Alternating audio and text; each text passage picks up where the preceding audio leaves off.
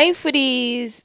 So, one of my goals for the month of November is to be a bit more consistent and try to post every day throughout November. Now, I have my content planned, actually have content to make this possible. First November, I didn't post. Well, second November, I told myself we've got this. Continued second and third and fourth. Yesterday, which was on the 5th of November, I didn't post. Now, why am I sharing this story? I want to keep myself accountable.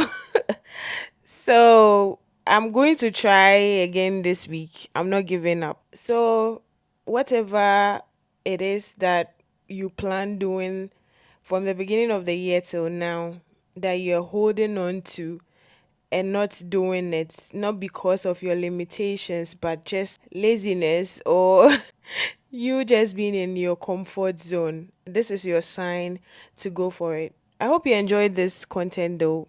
Thanks for watching, and if you enjoyed this video, please follow for more. By the way, this shrimp sauce was a lit. It was really good. You should try it.